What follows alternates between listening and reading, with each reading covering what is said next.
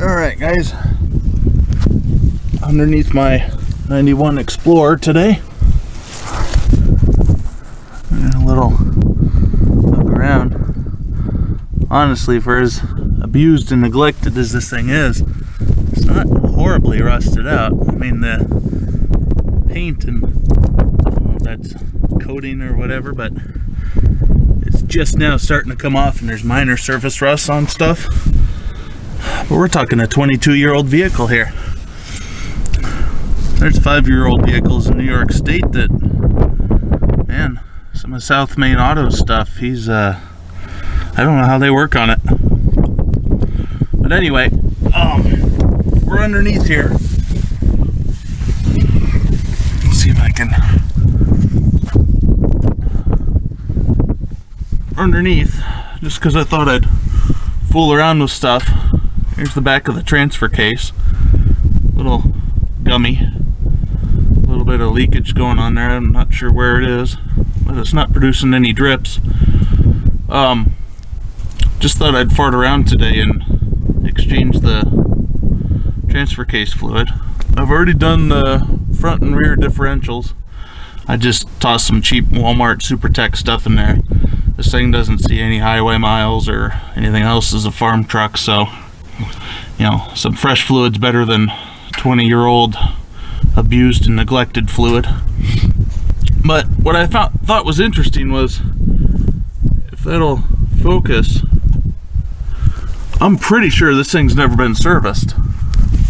Because as far as I know, you have to take this dampener off in order to get to the drain and fill holes. And I got one screw out. They're a real pain in the ass. They're in there. This screw here was the first one that I took out, and it's got the factory Loctite on it. I don't think this dampener's ever been off, nor do I think the fluid's ever been changed. So I figured I'd start a video on that and show you what it looks like. For those playing along at home, these 4 bolts are 13 millimeter. I think this is the Borg 1354 or something. This is a 94 Explorer, so it's got the 4-liter cologne and A4LD transmission and electronic 4-wheel drive. I'm pretty sure it's the 1354.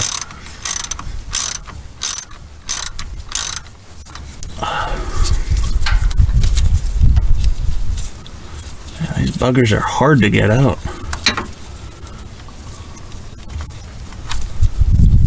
See, I'm no expert, but that really looks like factory pink thread locker. Alright, there it is. There's a balancer removed. There's the drain plug. And if memory serves me right, it's been about 100 years since I've done this. I believe the fill plug, is that it right there? Let's see here. Yeah, right there. So, kind of underneath the rear output shaft is the fill plug. And then the drain plug is down yonder. So, let's see if we can crack the fill plug open first, because you don't want to get the drain plug out and realize that you cannot get the fill plug out. Makes for bad times. So we'll get the upper one cracked at least and start draining it. Here's a tip for you.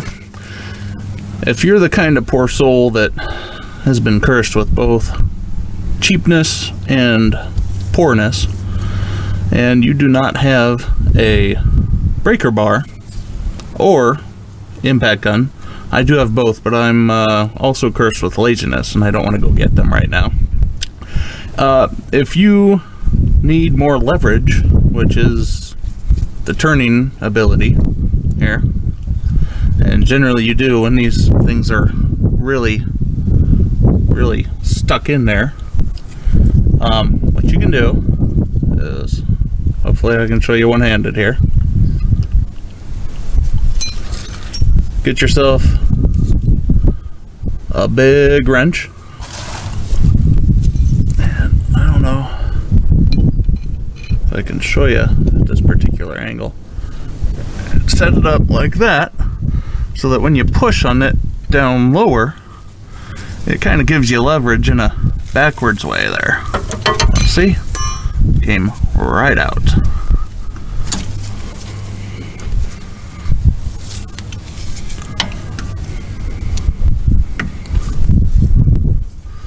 We are now mere seconds away from seeing the blackness that is transfer case fluid.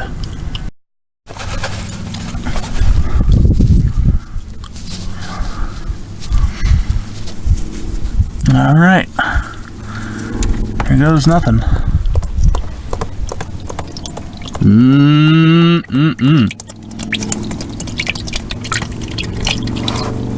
Oh man.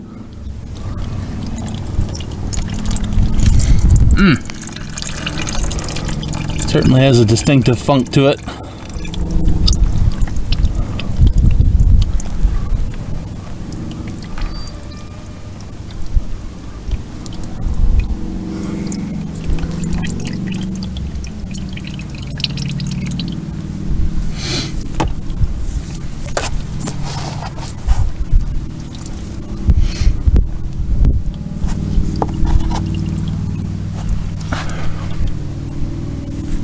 I'll get out in the sunlight here and show you what it looks like in a bit.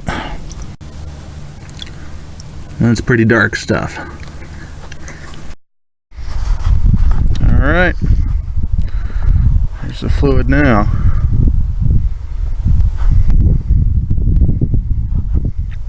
I don't know if you guys can see it, but sure as shit looks like a lot of little glitter in there.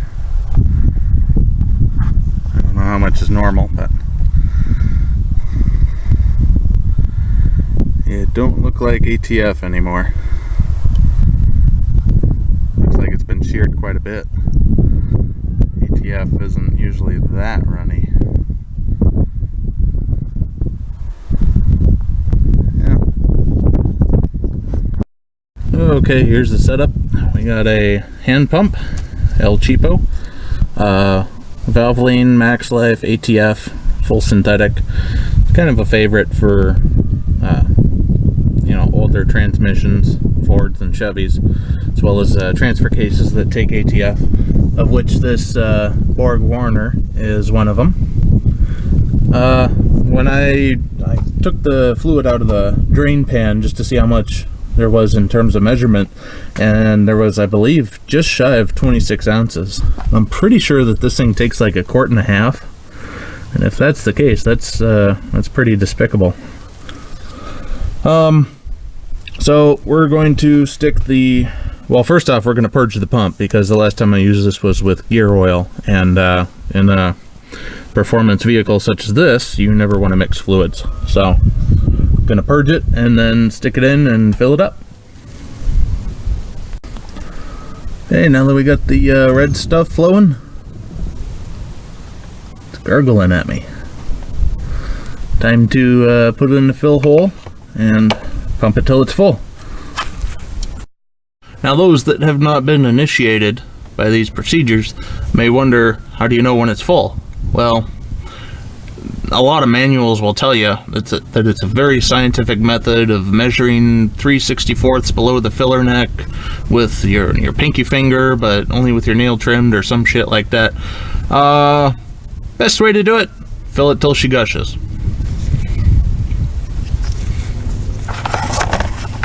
I'm gonna see if I can do this operation one-handed here.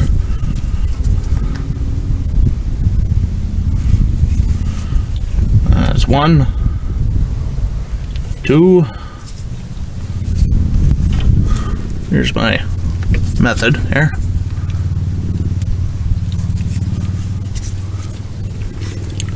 That's 3 for those counting. 4. 5.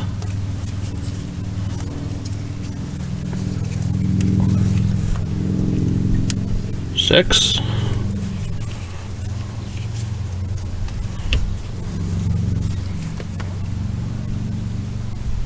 7.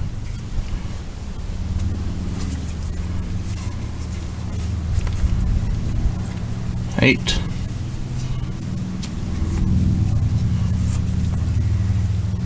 9. One important thing I should mention, don't forget to put in the drain plug before you start filling. Rookie mistake.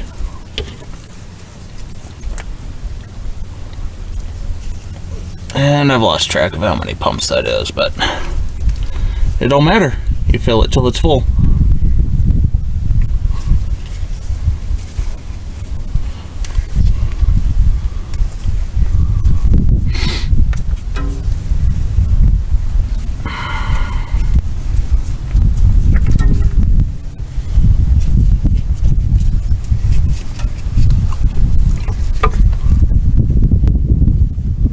Oh, there's a dripping. All right. And we'll make sure our drain pan's strategically placed. Catch the spill over. And that's that.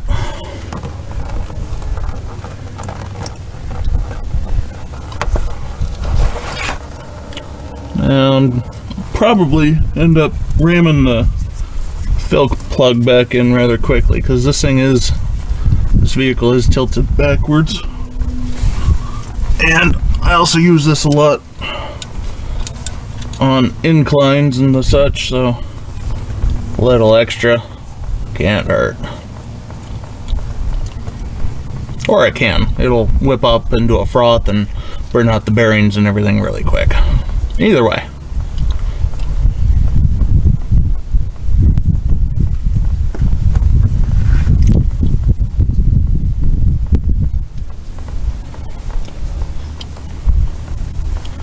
Get a little lube on our plugger hole plugger.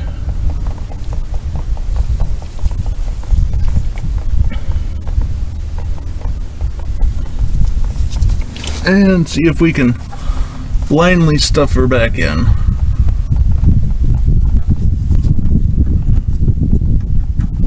What they say, they feel around until you find a wet spot.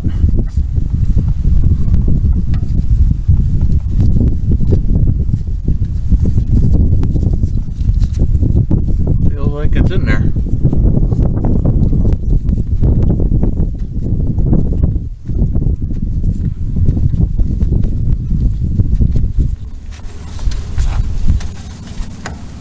Oops.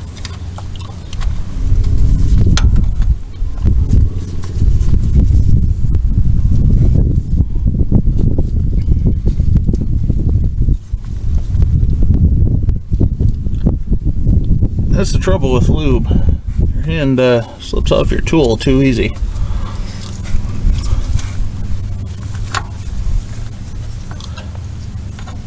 Or should I say, your tool slips out of your hand too easily.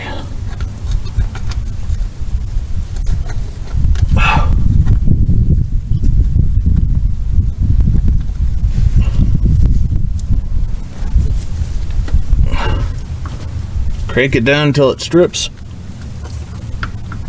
And now we get to put the balancer, whatever the hell it is, back on.